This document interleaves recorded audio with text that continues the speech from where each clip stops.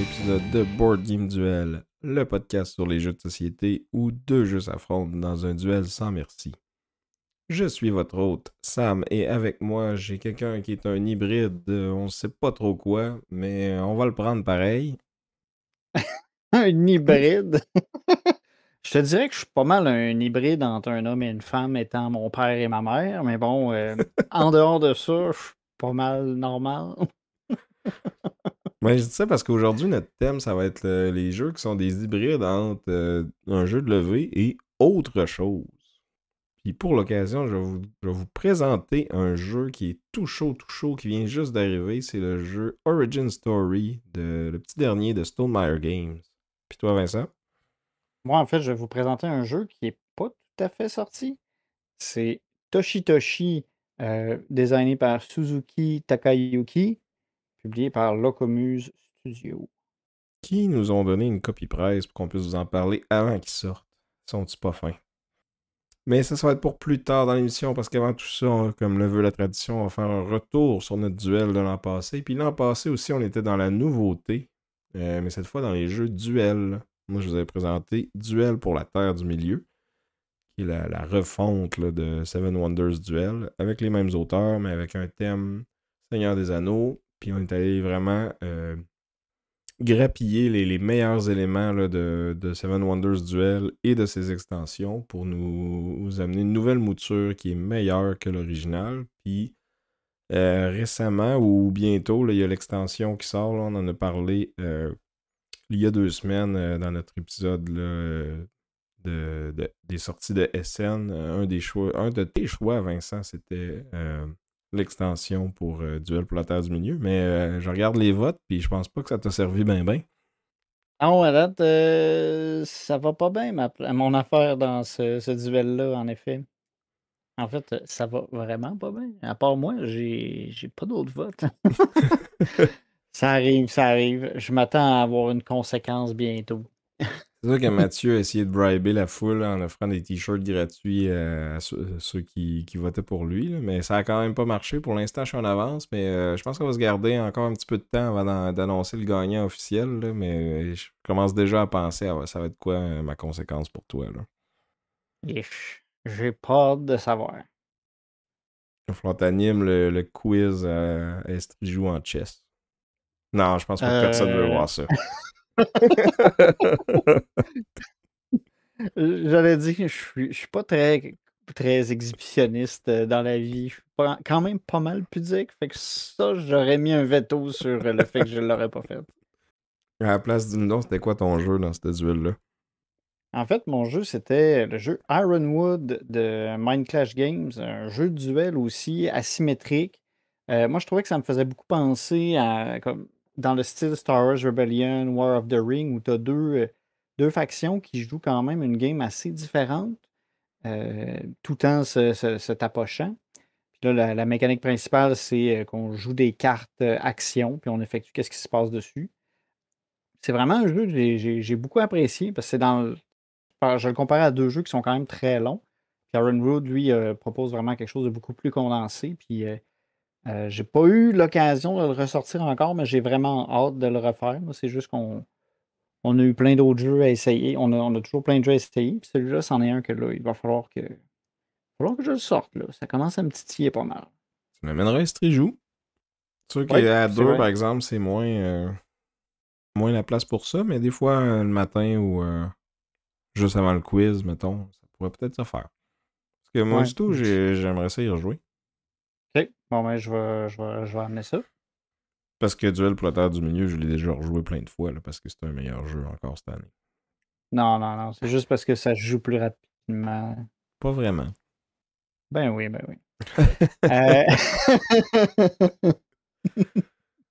C'est drôle qu'on parle de jeux à 2 de l'an passé, parce que peut-être une petite exclusivité, là. Il y a Marion qui m'a invité à présenter Elle veut faire comme un genre de coup de cœur, là, mais pour les jeux duels sortis en 2025. Fait que là, il y a comme plein de choix possibles là, avec Tag Team, Toy Battle, Zenith. Il y a comme ben des choix, puis je sais pas encore qu'est-ce que je vais choisir pour ce petit segment-là, là, qui devrait sortir un petit peu après que notre épisode va sortir. Fait que j'espère que je gâche pas trop des punchs pour Marion, mais vous reverrez ça sur la chaîne Je vous explique les règles. Puis parlant de jeux à deux en 2025, à quoi t'as joué ce soir, Vincent?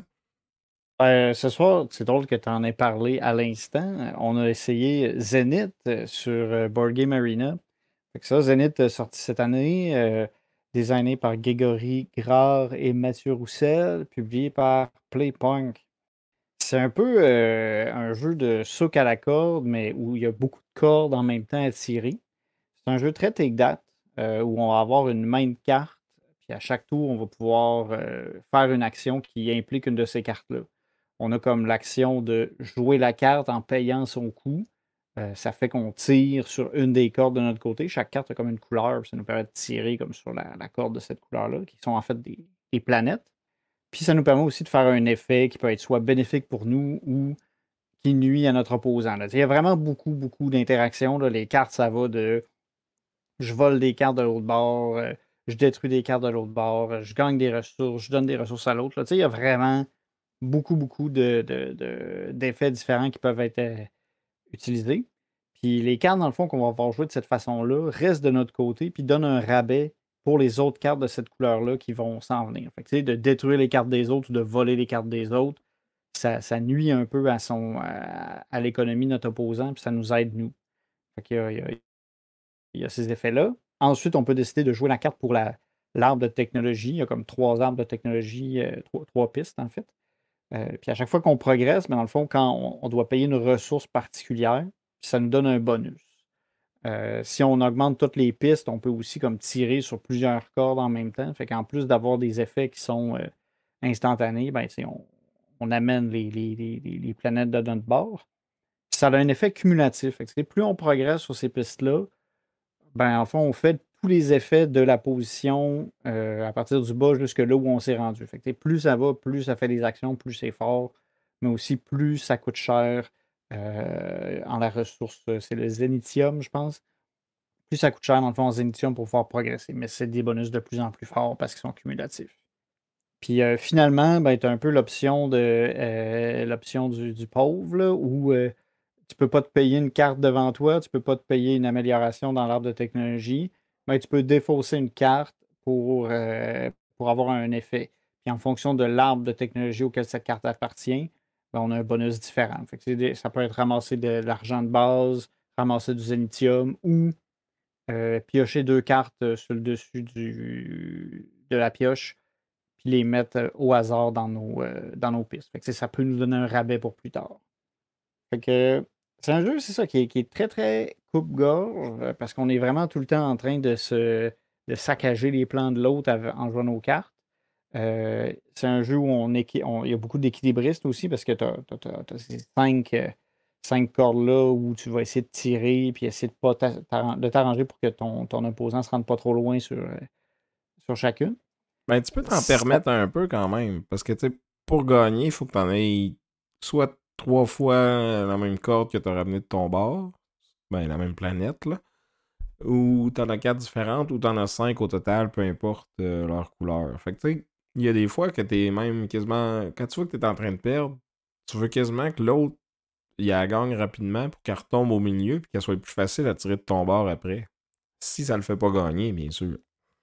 Oui, exactement. Fait que tu sais, tu as quand même de la prévisibilité dans le sens où tu sais à peu près de combien une planète peut bouger dans un tour, là. Tu sais, quand ça peut bouger généralement de un, des fois 2, puis dans des rares cas, ça va être de 3.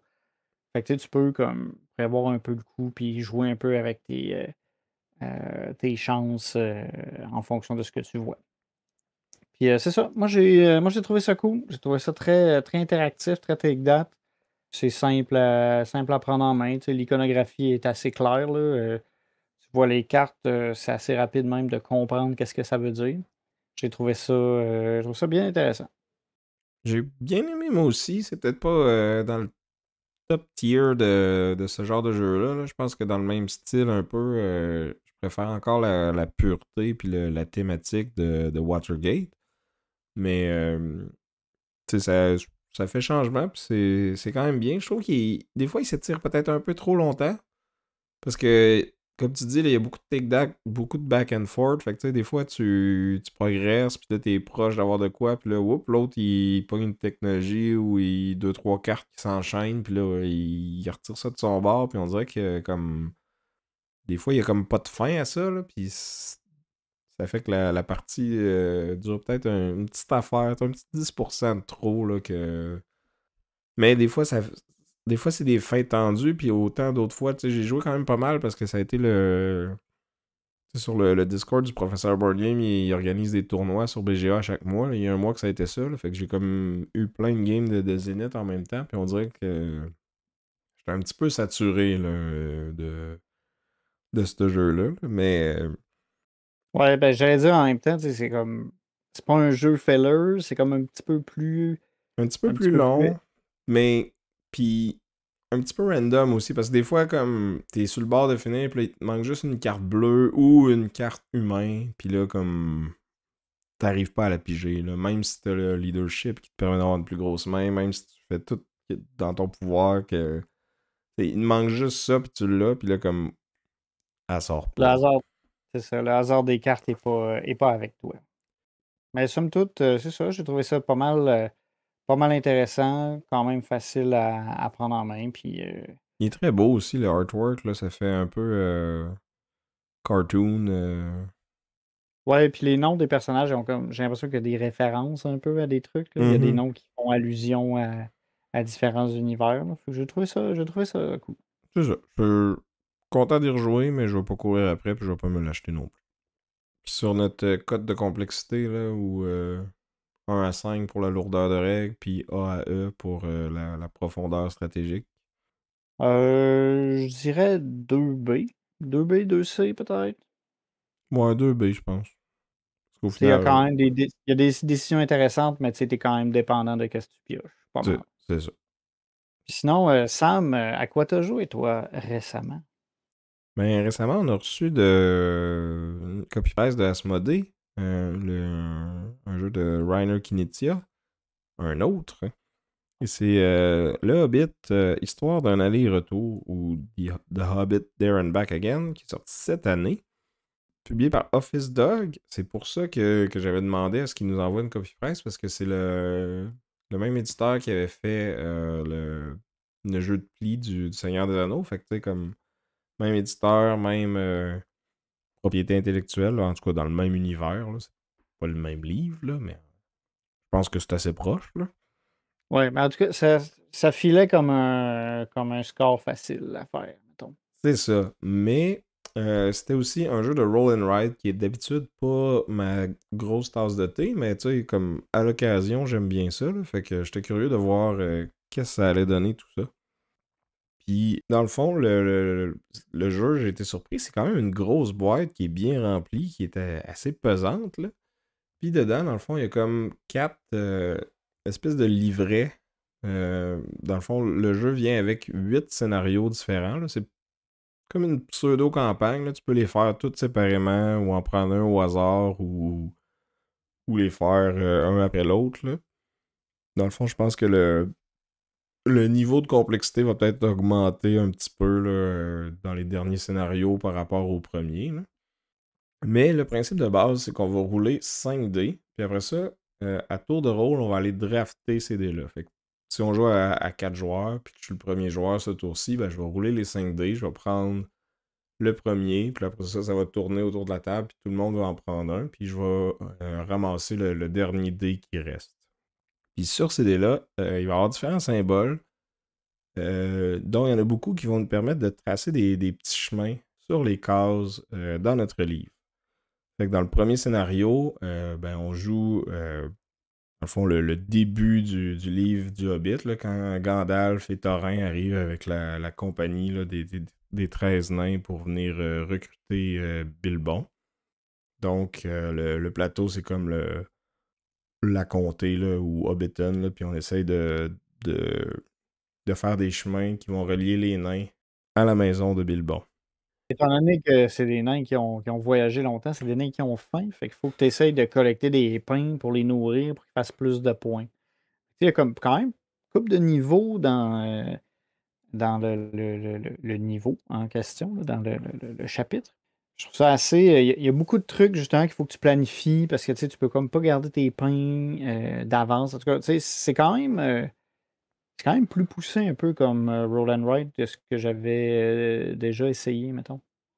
Ben, je pense pas que c'est bien plus complexe qu'un tréfuté, là. Mais oui, il y a toute une question de timing, puis de comme quand est-ce que tu vas arriver, comment tu vas dépenser tes ressources. Parce que dans le fond, c'est ça, t'as les pains, t'as les chapeaux de magicien, puis t'as les épées. Puis là, à chaque scénario, ces trois ressources-là vont pouvoir être dépensées et accumulées de façon différente. Puis ça va être ça la twist, là. Fait que dans le fond, chaque scénario, t'es comme un peu tout le temps tiraillé entre essayer d'atteindre l'objectif qui va déclencher la fin de la partie, puis aussi des petits détours pour aller chercher le plus de points possible. Fait que tu essaies d'optimiser qu'est-ce que tu peux faire avec tes dés. Il y a des icônes sur la map qui sont peut-être pas sur le chemin le plus optimal, mais qui te donnent des ressources de plus quand tu fais passer tes chemins dessus. Les maps sont faites que tu peux pas faire, puis les dés surtout, que tu peux pas faire les chemins tout le temps comme tu veux. Il faut que tu t'arranges avec les formes que t'as. Tu peux pas passer au travers des autres nains. Fait que tu sais, il y a comme des petites restrictions, puis à chaque scénario, il va y avoir des restrictions différentes, puis comme des petites courses, puis des petites affaires à aller faire qui vont varier d'une fois à l'autre. J'ai joué une fois en multijoueur, puis j'ai fait comme 3-4 scénarios en solo, juste pour voir de quoi que ça avait l'air. Puis, tu sais, je dirais que je recommande pas vraiment le jeu en solo parce que je trouve qu'il représente pas bien l'expérience d'être tiraillé entre plusieurs affaires et d'essayer de maximiser ton score. Parce que dans le fond, comment que ça marche, c'est que tu vas rouler les 5 dés à chaque tour. Puis après ça, les deux qui sont tombés le plus à gauche, puis les deux qui sont tombés le plus à droite, tu fais comme des groupes avec ceux-là. Puis celui qui reste dans le milieu, c'est un autre groupe aussi. Puis dans le fond, tu prends un dé dans chaque groupe à chaque ronde. Puis après ça, t'es fait dans l'ordre que tu veux. Fait que ça simule quand même pas pire bien comment qu'un draft pourrait se faire en solo. Sauf que l'affaire, c'est que premièrement, il n'y a comme pas vraiment de condition de victoire ou de défaite qui est clairement énoncée dans le livre de règles. J'étais allé un peu fouiller ces forums sur BGG, puis dans le fond, ils disent que si tu réussis à atteindre l'objectif qui déclenche la fin de la game avant que la game se finisse tout seul, là, parce que quand tu joues en solo, t'as comme un nombre maximum de rondes, puis si tu l'atteins, ben la game est finie. Puis c'est comme pas dit dans le livret de règles, mais en lisant les commentaires sur BGG de l'auteur, j'ai comme vu que c'était considéré comme une défaite si t'atteignais pas l'objectif de fin, puis une victoire si tu l'avais. Puis en plus, ça te donne des points bonus, là. Mais au final, ça reste un comme bas ton propre score, puis comme le nombre de rondes est comme tellement peu que genre à toutes les fois, j'ai genre essayé de rusher la fin de game pour essayer de l'atteindre, puis ignorer toutes les autres affaires autour qui pouvaient peut-être me donner des points. J'ai jamais réussi à me rendre à la fin avant que le timer finisse, là. Fait que j'ai comme ou ben je suis pas bon, ou ben j'ai pas été chanceux avec les dés, ou le timer est trop petit, ou une combinaison de tout ça, là. Ouais. Moi, je pense que c'est surtout que t'es pas bon à rouler des dés, Sam. En tout cas, je devais C'est- être meilleur que toi parce que je pense que j'ai doublé ton score dans la partie qu'on a joué ensemble. Ouais, c'était pas très glorieux, mon score, mettons, pour une première partie, là. J'essayais un peu trop justement, de timer le fait que j'allais avoir des pains puis des nains. Mais là, finalement, peut-être qu'il a fallu que je fasse rentrer des nains puis qu'il y en ait quelques-uns qui n'avaient pas de pain. En tout cas, c'est ça. J'ai mal géré un peu comment ça s'est passé. J'ai trouvé ça intéressant, mais tu sais, comme toi, c'est pas ma tasse de thé, les roll and write. Puis j'ai envie de dire que dans le genre, c'est encore pas mal Next Station London, mon préféré. Ah ben, moi je pense que j'aime mieux celui-là que Next Station London, mais ça reste comme pas un jeu que je vais être excité de sortir puis de jouer. Tu sais, ce qui m'avait attiré, c'était vraiment plus le thème, puis je trouve qu'il est comme pas mal collé au final, mais en même temps, tu sais, le artwork dans le livre, il est vraiment magnifique, là. C'est des beaux dessins, style un peu cartoon, là, livre. Ben, pas cartoon, mais plus comme vraiment livre pour enfants, ce Ouais, que le Hobbit était à la base, là. ouais, Puis, ça fait enfantin, je veux dire, comme toi, tu sais, ça fait tu sais, des traits exagérés, carrés, tu sais, ça fait un livre que tu aurais donné, c'est ça, à un jeune à une certaine époque. c'est ça. Puis, tu sais, c'est très familial au niveau des règles, c'est très simple, mais en même temps, je pense qu'il y a quand même moyen d'avoir une belle profondeur stratégique. Tu sais, tu gagneras pas en faisant n'importe quoi, là. Tu vas te casser la tête à essayer d'optimiser tes affaires, puis Euh, c'est ça, le matériel il est super beau aussi. Là, tu sais, les marqueurs, c'est des beaux marqueurs de qualité. Ça s'efface très bien dans le livre. Les dés sont nice. Il y a des jetons en carton. C'est genre. Ça doit être octuple couche là, de carton. Là. C'est épais comme mon pouce, là, les jetons d'épée et de pain. Là. Ouais, c'est un peu intense, là, tu sais, ça fait vraiment, c'est ça, gros morceau de carton, tu sais, qu'un bébé peut se mettre dans la bouche, puis il va toffer encore, là. C'est peut-être un peu overkill, mais bon, je sais pas, c'est à peu près la même épaisseur qu'une page du livre, là, qui sont aussi très, très épaisses. Fait que c'est ça. Ça donne une boîte qui est bien remplie. Il y a quand même une belle variété là, dans les scénarios. Là. C'est pas les mêmes façons que tu vas pouvoir utiliser les ressources.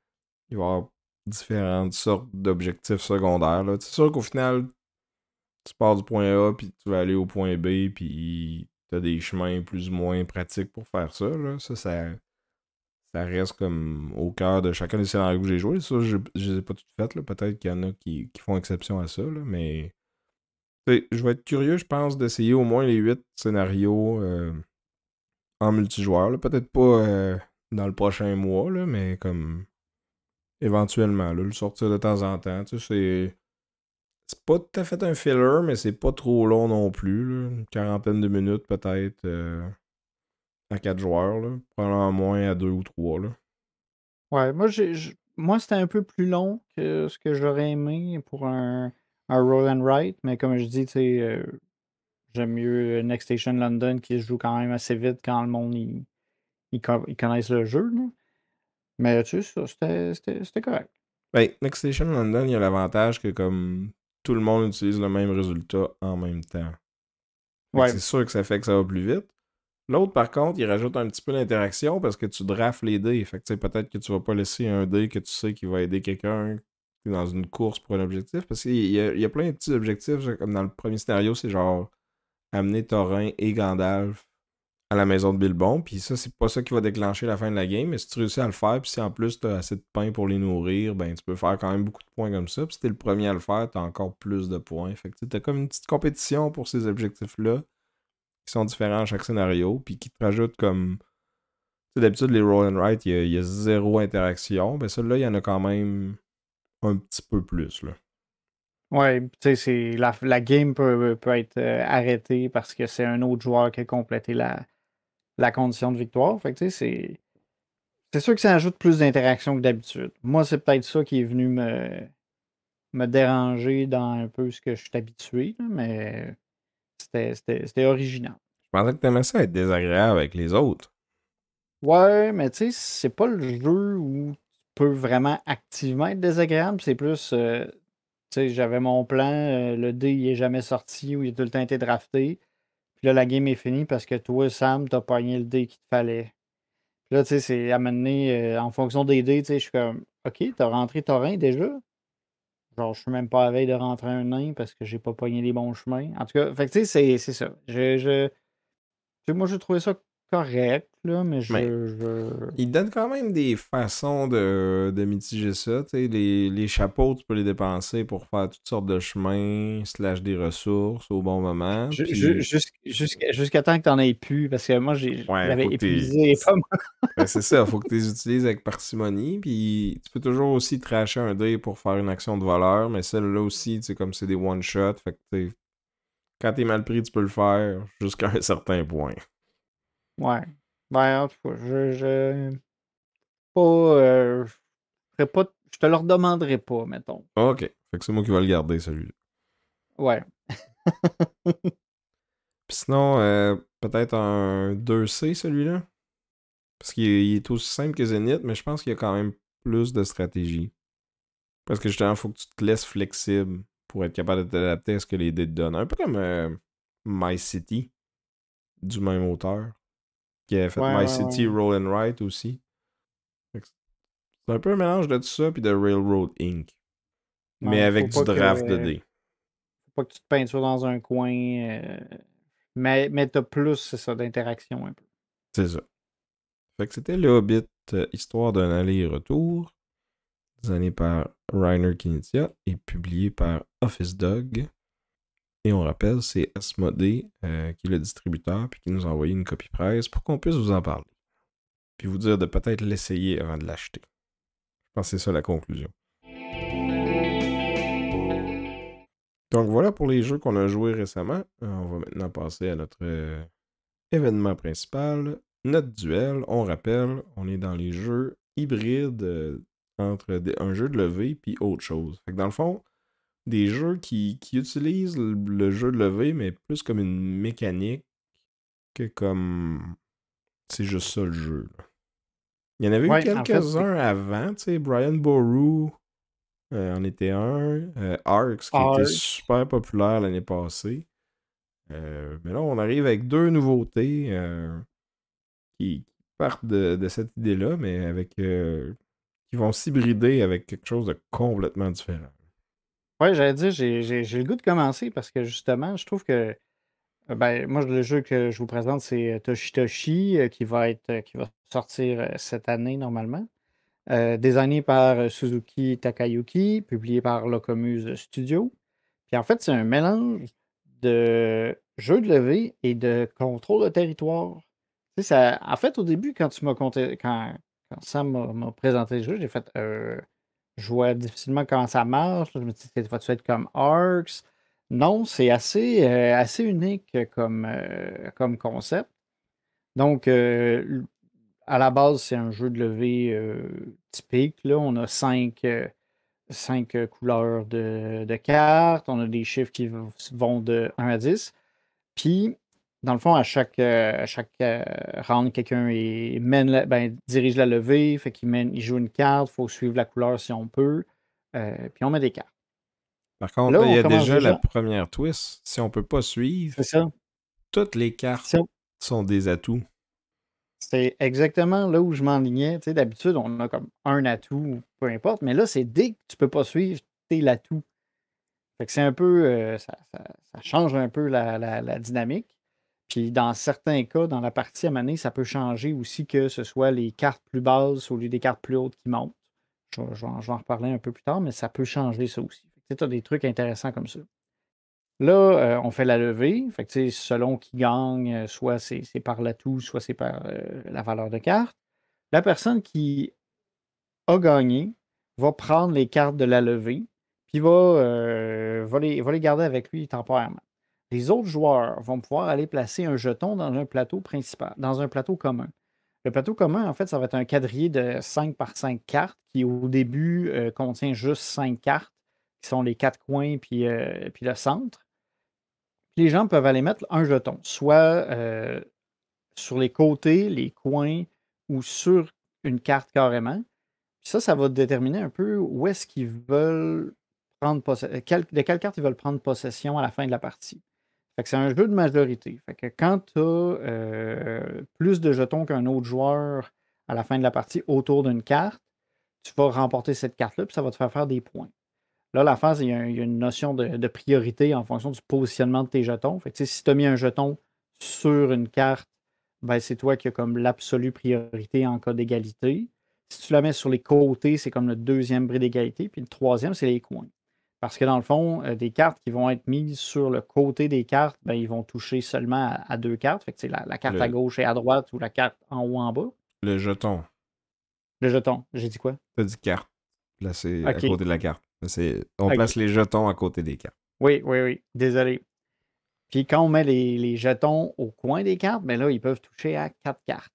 Fait que tu as cette notion de priorité-là. Fait que là, la levée est finie. Le gagnant garde les cartes.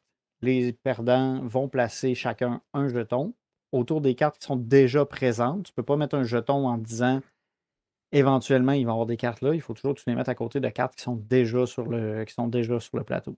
Une fois les jetons placés, le gagnant va prendre une carte de la levée qu'il vient de gagner, va la mettre face visible à un endroit, puis va en mettre une autre face cachée. Fait que, tu sais, de gagner, ça te permet un peu de contrôler comment va évoluer, c'est ça, Le le quadrillé contrôle de territoire.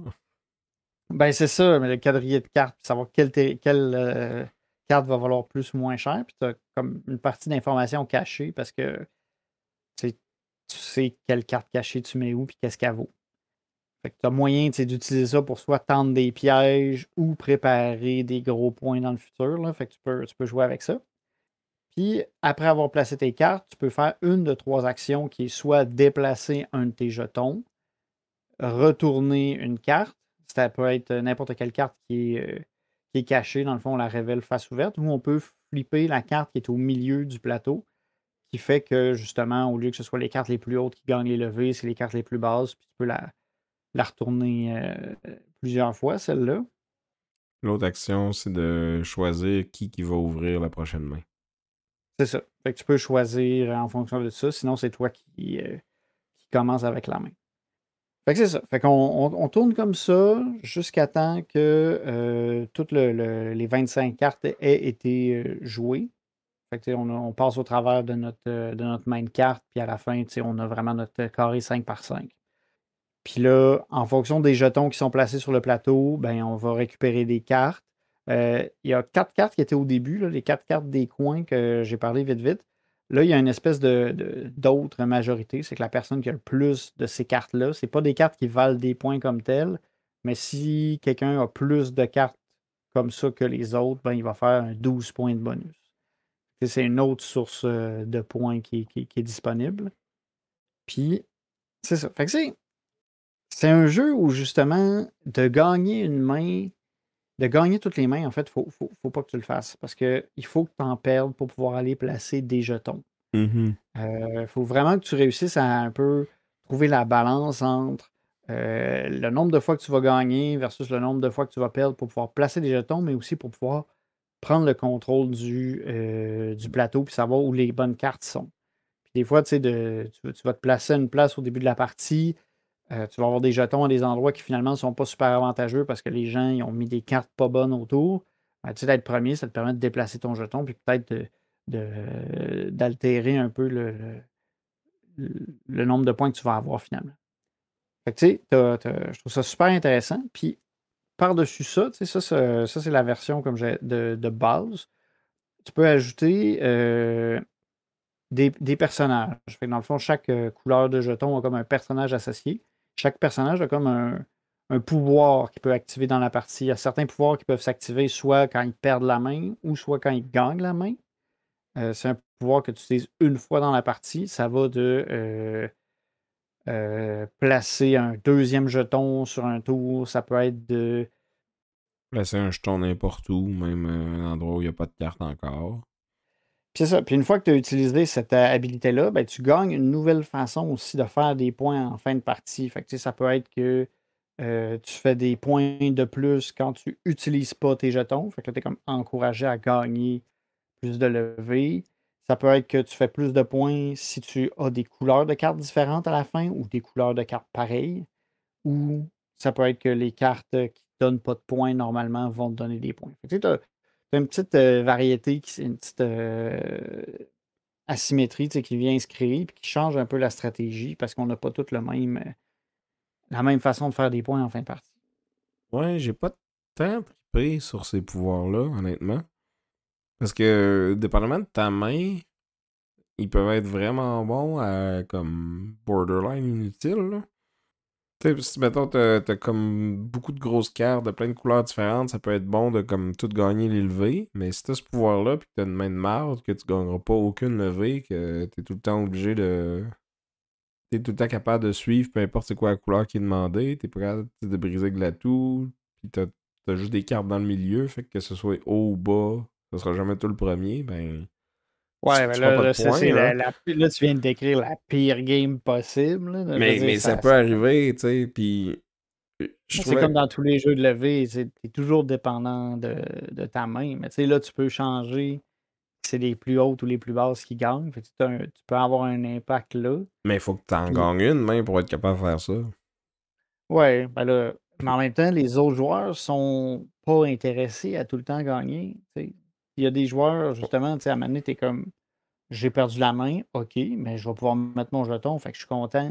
Puis, tu sais, de mettre beaucoup de jetons, ça te permet d'avoir un peu plus de prix, de majorité sur certaines cartes. Fait que, tu sais, je trouve ça. Moi, j'ai trouvé intéressant les pouvoirs. J'avoue que, tu sais, je pense que tu sors après avoir fait plus de games que ce que nous autres on a fait, peut-être.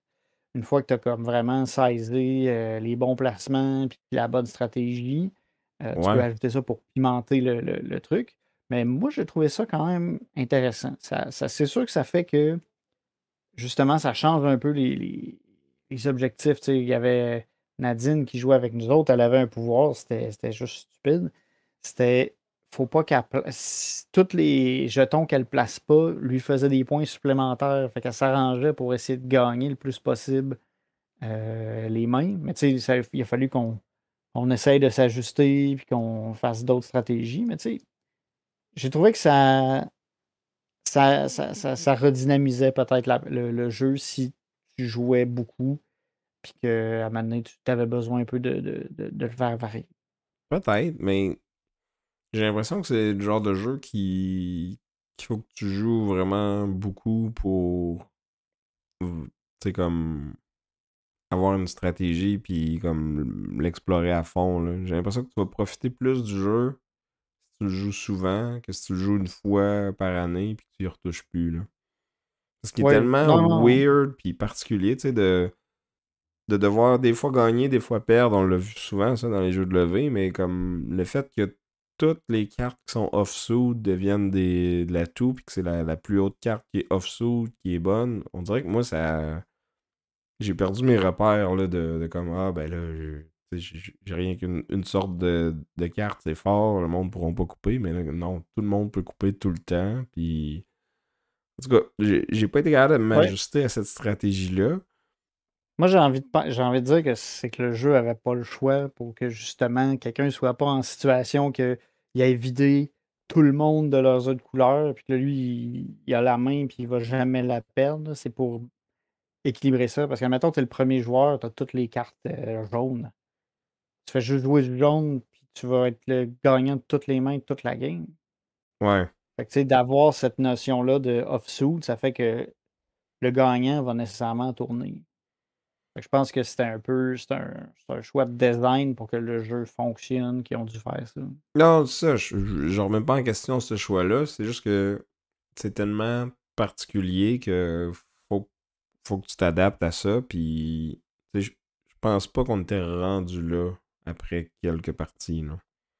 On était encore Ouais, en phase exploratoire, tu sais, comme les mind games de comme tu disais, là, tu peux mettre des pièges, que tu sais, comme quelle carte que tu joues, même si tu sais que tu vas pas gagner la partie, quelle valeur de carte que tu veux mettre dans la main, parce que tu sais que ça va peut-être être une carte qui va se retrouver sur la table, mais c'est pas toi qui vas décider où, ou même si elle va être là. Tu sais, quand c'est le temps de jouer tes grosses cartes, tes petites cartes, tes cartes du milieu, laquelle tu mets face ouverte, laquelle tu mets face cachée, où c'est que tu mets pour t'avantager. On dirait que j'étais comme pas encore rendu là. Là. J'étais plus en comme j'explore, je découvre le jeu, puis j'ai comme. Je trouvais pas que j'avais une bonne emprise sur la stratégie encore. Là. ouais, c'est comme tu dis, en fait, c'est que tu as des ajustements à faire sur ta façon de penser, justement, du fait que la carte que tu vas jouer, si tu sais que tu vas perdre, faut que tu te dises qu'est-ce que je donne comme pointage à l'autre. Ça peut être avantageux pour toi aussi de dire je vais donner des grosses cartes au gagnant parce que tu sais que plus tard, tu vas pouvoir être placé là ou tu sais, tu connais une carte face cachée à quelque part, puis tu sais, tu te dis peut-être que s'il se place autour de ça, je vais pouvoir double dip et avoir des gros points. Mais tu sais, c'est. J'avoue que c'est un niveau peut-être quand même assez loin, puis il faut avoir joué beaucoup pour pouvoir bien le maîtriser. Ouais, pis tu sais, Mais en début de round, t'as comme aucune idée là, de qu'est-ce qui va. Ben, je dis de round, c'est plus de partie. Là. La partie, dans le fond, c'est une main. Là. Souvent, les jeux de levée, on va en jouer plusieurs, mais celui-là, c'est une main. Fait que c'est ça, en début de partie, tout est wide open, t'as aucune idée de où est-ce que les cartes vont se retrouver. Versus quand t'es en fin de partie, mais là t'as moins de cartes, fait que moins d'options, mais là t'as un petit peu plus d'idées sur c'est quoi les probabilités que les cartes se ramassent à un endroit ou à un autre, puis de qui est déjà dominant ou pas à cet endroit-là, mais rendu là, t'as comme plus 56 options dans ta main non plus, là, de haute ou basse carte, là. À moins que tu sois gardé un éventail de valeurs, là, mais je veux dire, la dernière main, c'est ta dernière carte, là, on va toutes les jouer, là. ouais. Mais tu sais, à ce moment-là, c'est justement, tu sais, tu peux arriver comme tantôt tu parlais d'une situation où tu sais, t'es un peu mal pris au niveau de tes cartes. Je trouve ça le fun que tu sais, si tu te ramasses avec justement que tu as juste une couleur, c'est toi qui as la main, toutes les autres, ils ont plus, tu sais, tu peux manipuler un peu le jeu en changeant la valeur des cartes qui gagnent. Là, tu sais, que ce soit les plus basses à ce moment-là ou les plus hautes, tu sais, tu peux affecter ça, puis tu sais, ça peut t'aider à te sortir du trouble. Je trouve qu'il y a beaucoup de choses à regarder, puis beaucoup de trucs à maîtriser avant de pouvoir dire qu'on est bon à ce jeu-là. Puis je trouve ça cool. Ouais, puis tu sais, j'ai parlé avec Simon de Locomuse à la Kige, là, c'est à ce moment-là qu'il m'a donné la copie du jeu, là, puis tu sais, il me disait que eux, c'était leur jeu de l'année, puis ils jouaient tout le temps, puis comme, ils étaient vraiment dedans, là, puis tu voyais qu'il il y avait le feu dans les yeux, là, quand il me parlait du jeu, là, tu sais, pas le feu, là, mais comme l'étincelle qui pétille dans les yeux, là, quand il me parlait du jeu, parce que, comme, il trippe, puis il était content de pouvoir importer ce jeu-là à des plus grands marchés, là, puis que c'était vraiment un. Parce que je pense que ça avait déjà été publié au Japon précédemment, là, mais ça va être comme la première fois qu'il y a plus une distribution mondiale, là, puis comme il était fier de pouvoir nous amener ce jeu-là. Là. Ouais, puis c'est cool, là, tu sais, c'est vraiment, je trouve un mix que sur papier, quand on m'avait dit ça, j'étais comme, je sais pas, ça peut-tu vraiment marcher? Puis finalement, je trouve que ça fonctionne très bien. Puis j'aime bien, ça a l'air drôle, mais j'aime bien la description sur Board Game Geek du jeu. Tu sais, tous les jeux, ils ont comme une petite phrase là, qui résume le jeu. Puis là, c'est Area Control meets Trick Avoiding. Tu sais, tu veux pas gagner tout le temps. Tu Mhm. veux, mais tu veux pas perdre tout le temps non plus. Fait que, tu sais, je trouve ça intéressant comme description. Et comme jeu, finalement. Ouais. Puis, cote complexité. J'ai envie de dire, niveau des règles, c'est quand même un 2.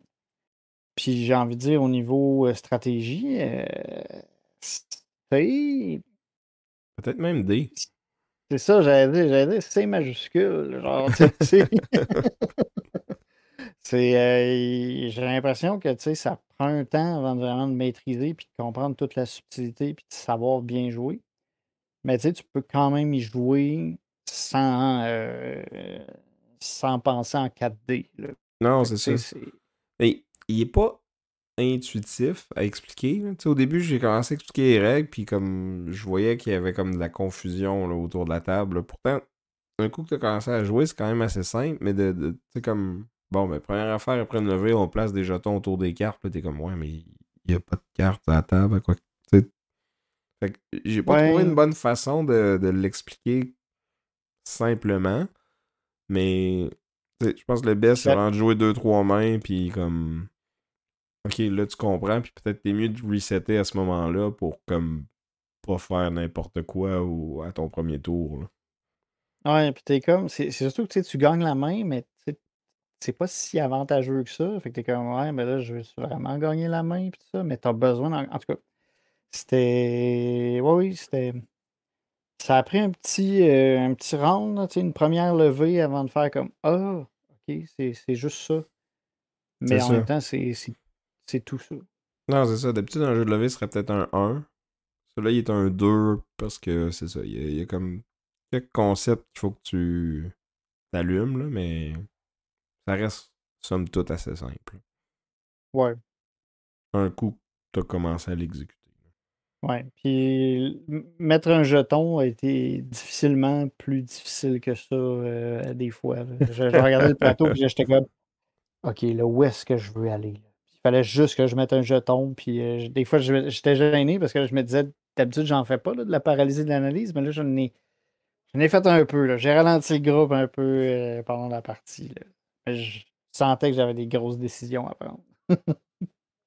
Ça a marché parce que, me semble, que t'as gagné au moins une J'en des ai deux. gagné une. Ouais. Ouais, j'ai gagné une partie. Ben, moi, j'ai pas gagné à Toshi Toshi, mais j'ai gagné 2 parties de suite à mon jeu, par exemple. Parce que dans la même journée, on a aussi joué à Origin Story, qui a été publié par Stonemaier Games et designé par Jamie Stegmaier et Pete Wissinger, qui est un des hôtes du podcast Decision Space, que j'écoute pas mal à toutes les semaines. Puis je joue quand même de temps en temps en ligne avec lui, là, donc j'ai peut-être un petit biais favorable, là, mais je pense que je vais être quand même capable de donner une opinion juste et éclairée là, sur le jeu. Donc, Origin Story, c'est un jeu où on est des super-héros en devenir, dans le fond, puis on va comme builder la origin story de notre super-héros. Puis ça se veut être un hybride de jeu de levée puis de tableau building. Fait que là, déjà, comme juste ce pitch-là, j'étais intrigué. En plus, le visuel du jeu est vraiment magnifique, là. L'artiste, c'est Clémentine Campardou. C'est comme un peu genre des aquarelles, puis comme ça fait vieille BD. Tu sais, on est loin du Marvel, là, puis du DC, là. C'est comme plus BD indépendante, puis... tu sais, le jeu, il s'appelle Origin Story, puis on dirait que les... Il y a beaucoup de blanc sur les cartes, là. Fait que c'est comme si c'était comme un work in progress, là. Fait que c'est pas tout à fait final, mais comme c'est super beau, là. Oui, ça, clairement, le design visuel de Origin Story, c'est vraiment très, très beau. Puis comme tu dis, tu l'aquarelle, tu sais, c'est vraiment ça fait vraiment un feeling particulier tu sais, tu gardes un peu l'air bande dessinée, l'air super-héros, mais l'aquarelle ajoute un peu Côté artistique, là. ouais, Puis dans le fond, comment ça fonctionne, c'est que à chaque ronde, on va comme aller drafter soit un pouvoir ou un sidekick ou un gadget ou un bout de costume qu'on va comme merger dans notre super-héros. Puis je pense que le design du jeu, c'est genre tous ces pouvoirs-là sont cassés. Fais les meilleurs combos que tu peux. Puis comme oui, ça va être brisé, mais comme tout le monde va avoir de quoi de brisé, fait que ça va donner de quoi de bon. Ou de le fun, ils en sont tout cas. ouais, c'est pas tout brisé égal, là, mais Ben, on c'est en reparlera. Stonemaier, hein. La balance, c'est pas leur fort, mais je pense que c'était pas le but ici. Non, Fait qu'en début de partie, on reçoit un personnage qui a comme un petit pouvoir asymétrique. On va en drafter un de plus à chaque ronde. Il va y avoir 5 mains dans le fond dans une partie. Puis à la 5e partie, plutôt que de drafter une carte d'un gros deck au hasard, ben on a 2 cartes qui sont comme notre identité de super-héros final qu'on reçoit en début de partie. Fait qu'on peut un peu s'enligner vers là. Ils vont nous donner un pouvoir spécial, mais aussi des points selon qu'est-ce qu'on a mis dans notre tableau, dans le fond. Ce qui est cool, c'est qu'à chaque round, dans le fond, on va avoir un certain nombre de points de stamina qu'on va pouvoir attribuer à nos pouvoirs. Puis là, comme plus les pouvoirs sont forts, plus ils vont coûter cher. Puis on pourra pas activer tout notre tableau à tous les tours. Sauf exception, là, si tu pognes des pouvoirs qui te rajoutent plus de stamina, puis t'en pognes beaucoup qui coûtent pas cher, peut-être que tu vas être capable de tout activer tout le temps, mais règle générale, faut que tu fasses des choix, puis c'est le fun parce que tu fais ces choix-là après avoir vu ta main. Fait que si tu vois que tu as une bonne main, que tu vas gagner plein de levées, ben tu peux peut-être activer les pouvoirs qui vont t'aider à en gagner plus ou à faire plus de points quand tu gagnes. Puis à l'inverse, si tu vois que tu as une main qui s'annonce pas très bonne, ben tu peux activer les pouvoirs qui vont peut-être te permettre de scorer des points avec ça ou d'en profiter d'une façon ou d'une autre.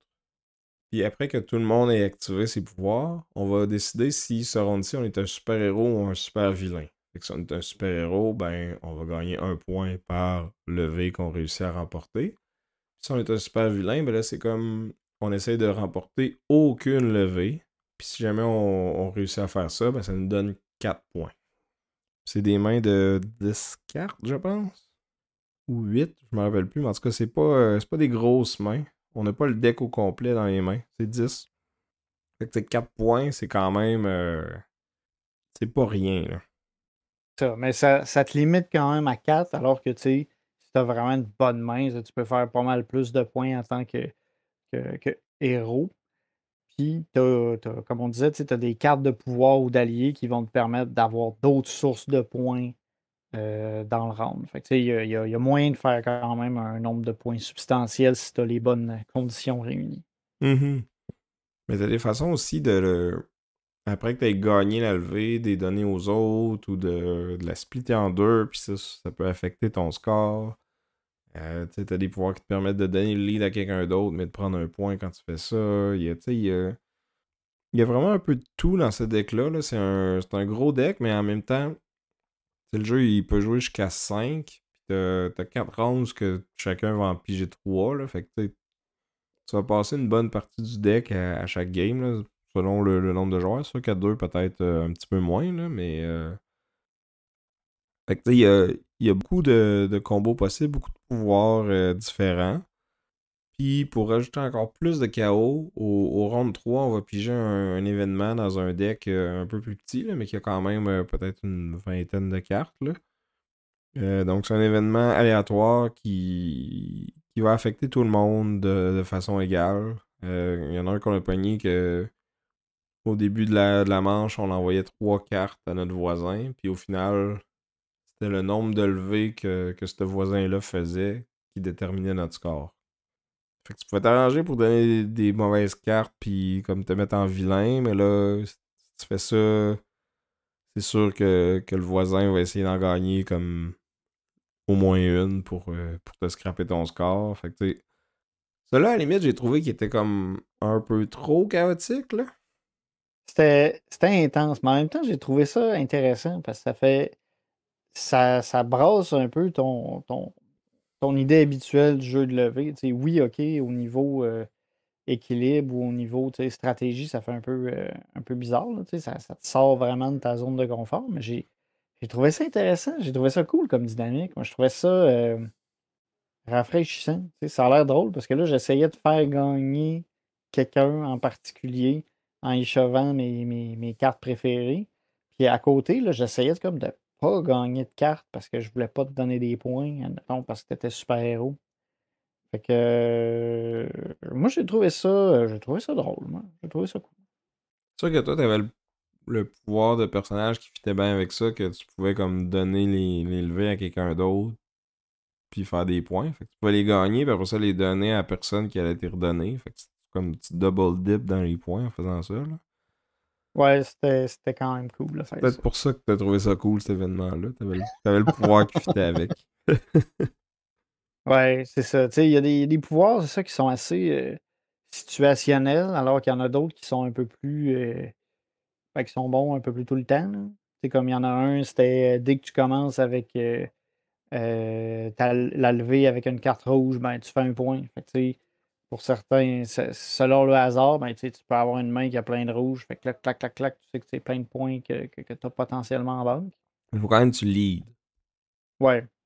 Fait que, tu sais, faut pas que les autres aient Mais de rouge non plus, ou pas plus haut, ou qu'il n'y ait pas d'atout. ou qu'il n'y ait pas une carte qui fait qu'il y a une autre couleur qui devient l'atout. Il y a comme tellement d'affaires que tu peux Ouais. comme.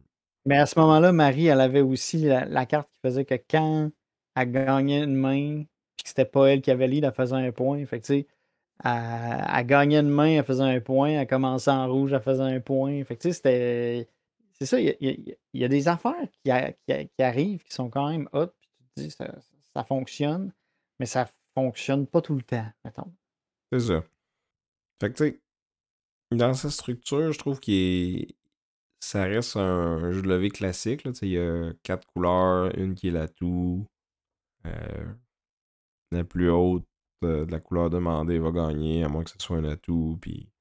Fait que, tu sais, ça, c'est très standard, hyper simple, là, mais comme c'est ce qui permet de rajouter comme tous ces pouvoirs-là, puis qui fait que d'une partie à l'autre, tu vas avoir un tableau qui va être complètement différent, puis tu vas pouvoir affecter ta main de façon différente. Là, il y a beaucoup de. Parce que c'est pas tout le deck qui est brassé, qui est passé à tout le monde à chaque main. Fait qu'il y a beaucoup de pouvoirs qui vont te permettre d'aller piger des cartes puis d'en redéfausser selon différentes conditions. Là, qui vont te permettre un peu d'ajuster ta main on the fly puis de la mettre au poil de ta stratégie. Là.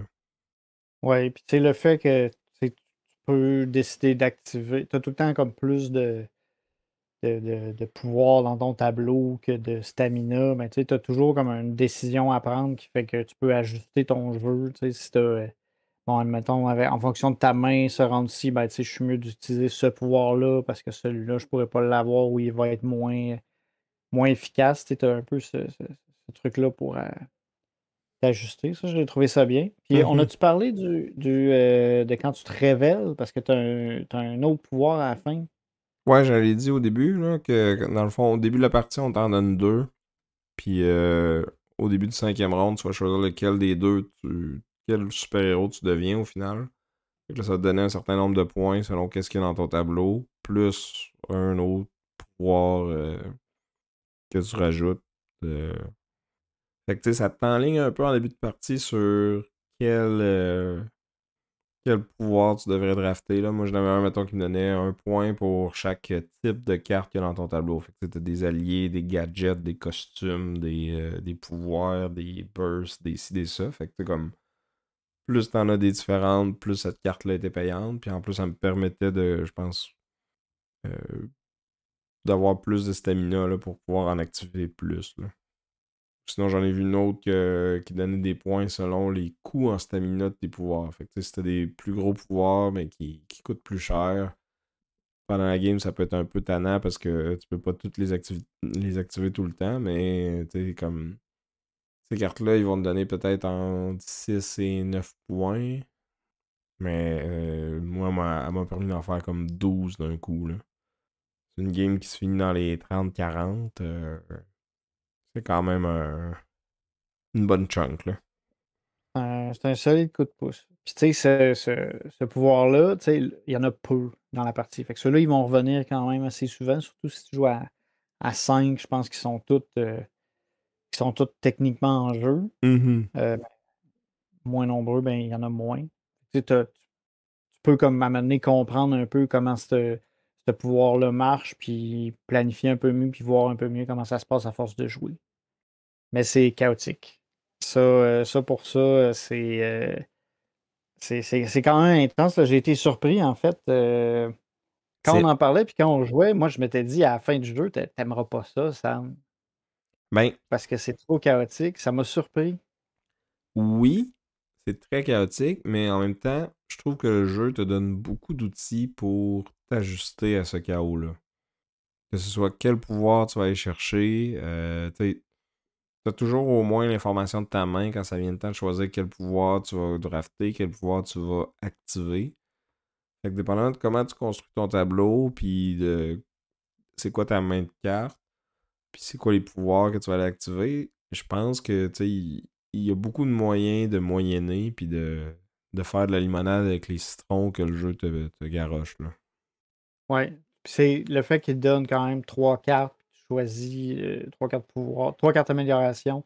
Tu sais, t'as quand même des options à quoi choisir. Puis de toute façon, ça se peut que tu en prennes une puis tu l'utilises pas parce que tu vas avoir d'autres habilités qui vont soit être plus pertinentes ou qui vont mieux aller avec ton jeu. Là. Fait que tu sais, c'est.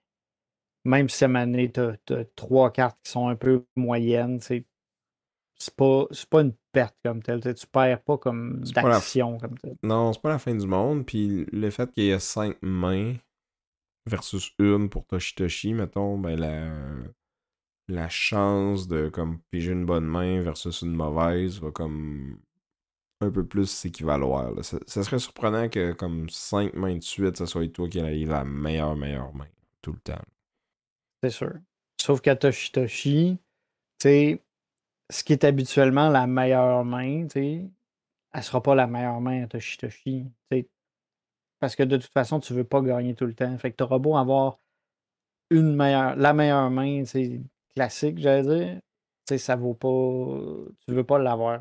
Tu veux avoir une main variée pour justement pouvoir choisir que, OK, à ce moment-là, j'ai besoin de gagner, là, Ouais, j'ai besoin de perdre. mais justement, fait que d'avoir une main en particulier, c'est meilleur qu'une autre, pareil. Puis t'en piges quand même juste une.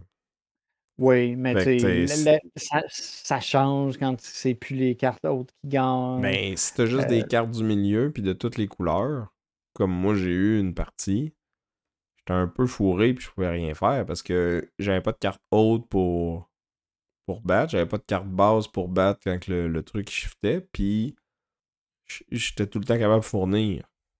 Fait que j'étais comme pas capable d'aller. Je pense que j'ai gagné deux mains dans toute la. Deux levées dans toute la main. Là. ben, deux levées, moi j'avoue, j'aime mieux gagner juste deux levées pour pouvoir placer plus de jetons, admettons.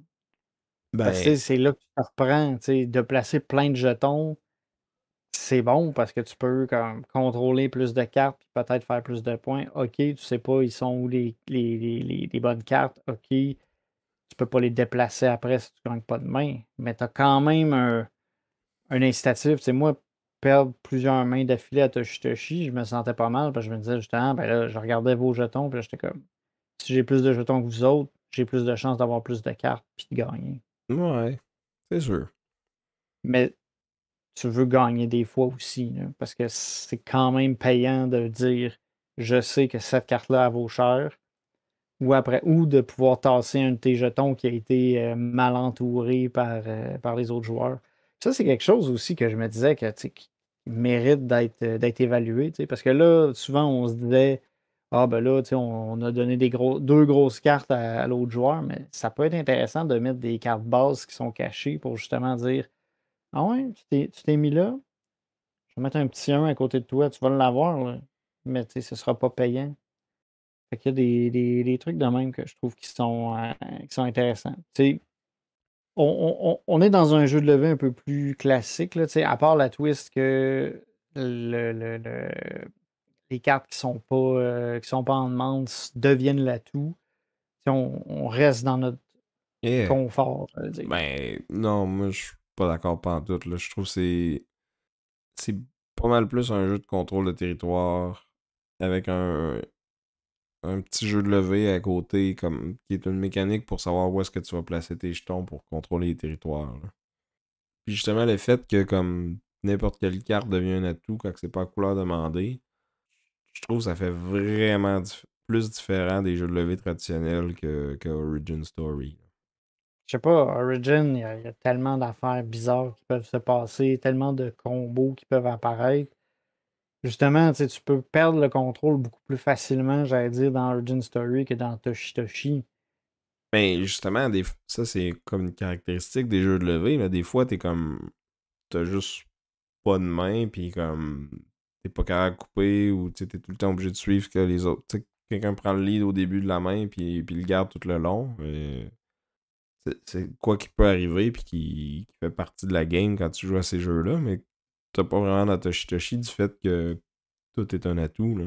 Oui, mais tu sais, tu restes dans ton jeu comme normal. Tu sais, t'as pas genre, ah là, il y a quelqu'un qui a joué telle carte, ça y ajoute tel effet, puis tout ça. Tu sais, c'est plus contrôlé.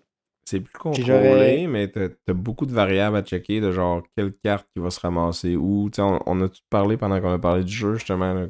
Même quand tu perds une main puis tu sais que tu vas la perdre, quelle carte tu vas jouer, c'est important. Où est-ce qu'elle va se retrouver? Où est-ce que tu vas placer tes jetons? Joues-tu dans un coin ou plus sur un côté? Parce que j'ai peur que je vais perdre l'égalité, tu sais. Ouais, mais t'es comme pas mal en contrôle. T'as ta décision, t'es majoritairement responsable de ce qui va se passer. Non, Dans Origins, ben. c'est toi qui décides de mettre ton jeton là. C'est ta décision. Ouais, mais tu le mets peut-être à côté d'une carte face cachée que tu sais pas c'est quoi, ou à côté d'un trou que c'est pas toi qui va remplir. T'es pas en contrôle. T'as un certain contrôle. Tes décisions, c'est toi qui les prends. Mais je suis d'accord, mais dans l'autre, t'as beaucoup de contrôle sur justement quel pouvoir t'actives, à quel moment, comment tu vas piger plus de cartes puis en rejeter, qu'est-ce que tu vas rejeter après avoir pigé. Ouais, mais tu sais, Il y a on plus parlait de manières d'équilibre d'être tantôt. clever, je trouve, dans Origin Story. Ben, tu peux avoir des pouvoirs qui ne pas bien ensemble. Là, tu sais, il y a Ouais, des, mais c'est il y a toi des, qui il les y a as des choisis de héros. même. Ouais, mais il y a des héros qui te poussent un peu plus dans une direction ou dans une autre, là, tu sais, aussi, qui fait que si tu pognes un héros, tu sais, moi j'avais le pogné de héros justement qui faisait que si je gagne une main, je peux la donner à quelqu'un d'autre. Fait que comme ça, j'avais comme Un un avant. incitatif à être vilain. Oui, Mais là, à un mais moment donné, je pognais des pouvoirs qui étaient juste bons pour des héros. Puis là, j'étais ben, comme un peu. ben J'avais des justement, pouvoirs. ben, J'étais pas optimal. Genre, j'étais comme pas go ben tout, vilain ou go héros. J'étais comme semi-moyen d'un deux. ben dans ce cas, attends de voir ça va être quoi ta main, puis active les pouvoirs en conséquence. D'avoir des Oui, pouvoirs qui te ben, permettent d'être flexible selon ta main, que tu as une bonne main, tu vas activer tes pouvoirs qui sont bons en héros, puis tu ditches ton pouvoir que tu as reçu en début parce qu'il te servira pas là. Tu sais, ça te permet mais, d'être plus en mais, contrôle, justement, d'avoir plus de flexibilité, plus de mais, décision. mais tu sais, si t'as quelqu'un qui a comme le héros qui peut être un bon puis qu'il pogne les pouvoirs pour être bon, tu sais, il y a moyen lui d'avoir un engin qui marche vraiment beaucoup. Ben, pas Puis si t'as pas t'avais. la main qui vient avec. Puis à un moment C'est un donné, là, gamble, là. C'est un push your luck rendu là, là. Parce que oui, tu peux avoir full de pouvoirs qui sont bons quand t'as plein d'atouts, mais si tu piges pas d'atouts, tu te revires de bord, là. puis les pouvoirs des super-héros, là, ils sont pas super équilibrés, là. Tu sais, il y en a un, là, comme tu as dit, tu sais, il t'a permis de faire 12 points. Il y en a un, il va t'en faire maximum 5. Hein? Puis quand. Non, non, non, Oui, non. oui, oui, oui. Riptide, j'ai son texte devant lui, je me rappelle, je l'avais dans les mains, puis j'en avais un, j'avais celui qui disait OK, tu doubles ton stamina, puis après ça, tu fais autant de points que tu as de stamina, puis tu as un slot d'activable de plus sur toutes tes cartes. Tu sais, j'étais comme wow. J'avais l'autre dans la main qui était OK, pour chacun de tes stamina, c'est-à-dire 5 normalement à ce point, à ce bout-là de la game, tu gagnes 1 VP, mais tu peux piocher 5 cartes puis en jeter 5. Ouais, mais t'as plein de pouvoirs qui te permettent d'aller chercher plus de stamina, là. Fait que J'en ai pas vu ben. Moi, j'en ai vu un une fois, puis c'était genre, tu gagnes, tu mets, d'abord, tu dépenses un stamina pour l'activer.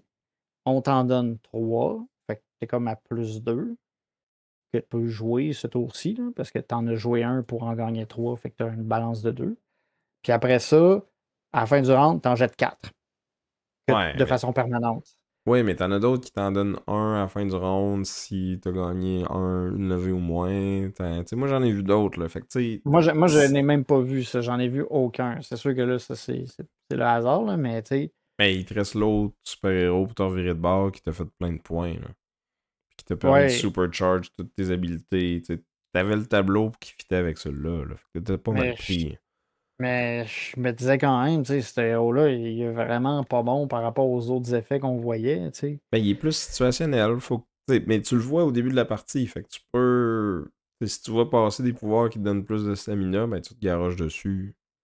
Puis tu sais, ça a l'air de rien, là, mais repiger Mais 5 tu sais, cartes puis en défausser 5 pour comme faire la main que tu veux sur ta dernière main, c'est pas rien, là. Tu vas aller en chercher des points avec ça, là. ouais, ça dépend. En tout cas, Mais je suis d'accord avec toi ça peut, que. ça peut être très wild. Puis, tu sais, ça. Tu sais, il fait pas l'unanimité, puis je peux comprendre pourquoi. Ben, tu c'est sûr que je pense pas que tout soit hyper balancé puis que ce soit un jeu full compétitif avec des gros tournois puis que comme tout le monde ait des chances égales de gagner tout le temps.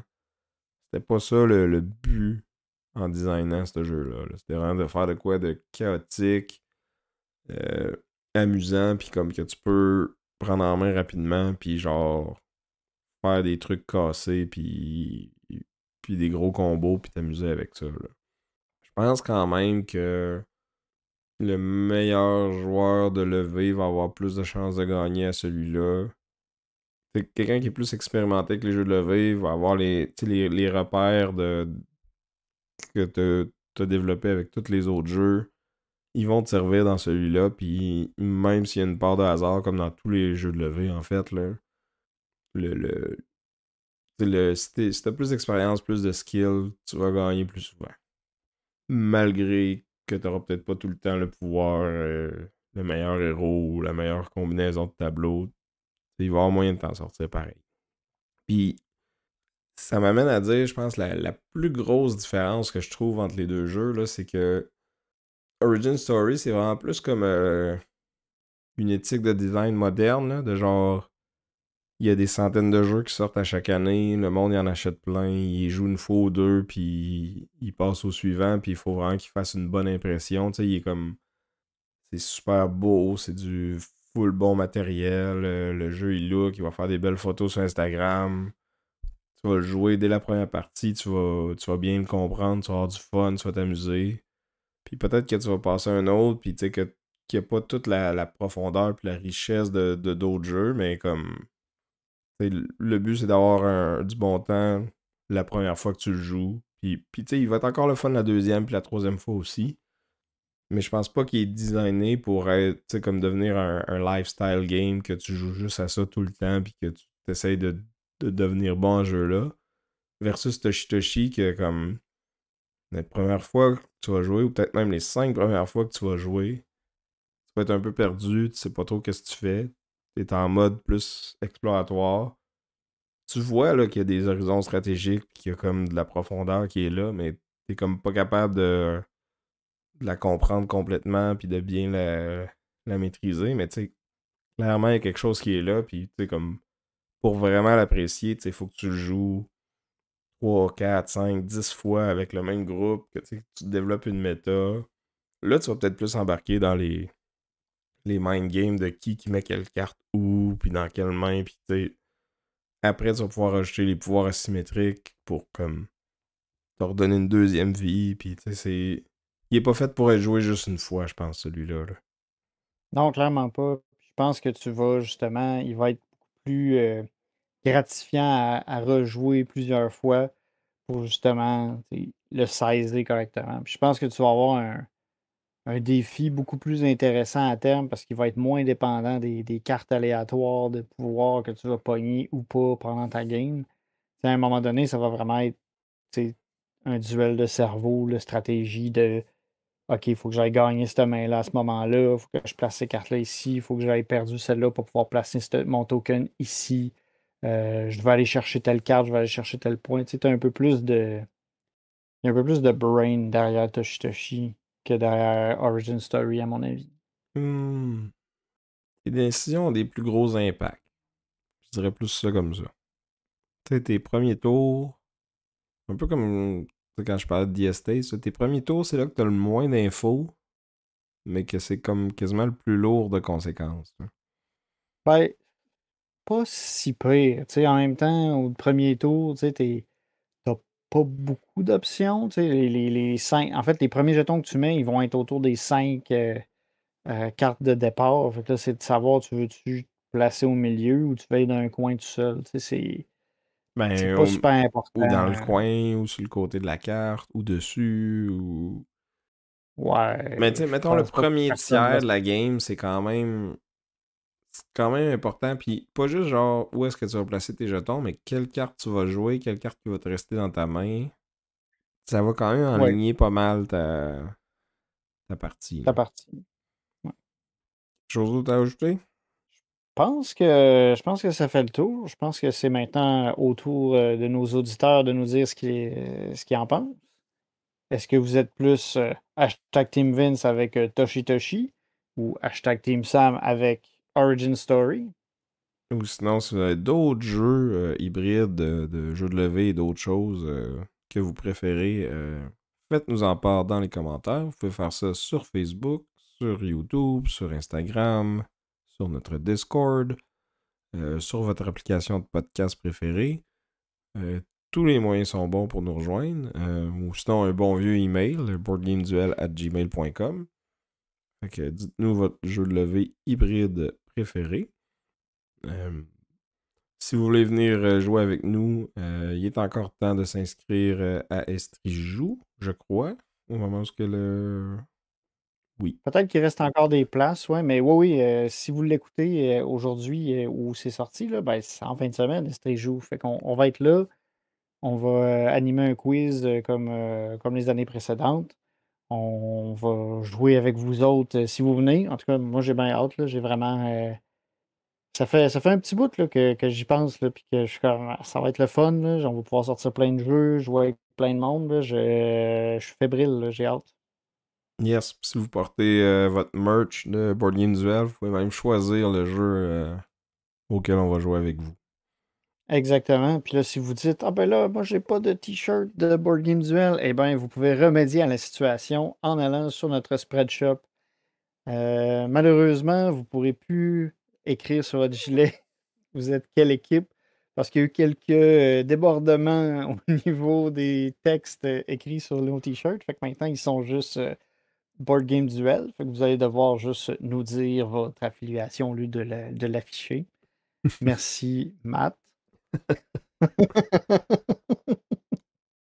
Merci à Chrysalis pour notre chanson thème. Puis merci à vous de nous écouter jusqu'à la fin. Puis un merci spécial à nos Patreons qui nous supportent financièrement, qui nous permettent de continuer le podcast, de payer les frais qui viennent avec tout ça, de peut-être s'acheter un petit jeu de temps en temps. Ça fait toute la différence. Puis ceux qui le font, ceux et celles qui le font, ont droit à toutes sortes de contenus bonus. Là, on a des vidéos, des blogs, mais aussi des épisodes bonus sur tout plein de sujets. Il y en a un nouveau qui va s'en venir bientôt. Là. On va peut-être sortir un peu de notre zone de confort. Là. Je t'en reparle en dessous de la table. Oh, ça, c'est juste les Patreons qui l'entendent. C'est ça, puis il y a aussi les capsules en dessous de la table. À la fin de chaque émission, on revient nos impressions à chaud sur le duel. On tease un peu qu'est-ce qui s'en vient. On parle du ASMR, toutes sortes d'affaires. Lié aux jeux de société. Bon, avant que ça devienne trop louche, je te Vince. Et je suis encore Sam. On dit à plus.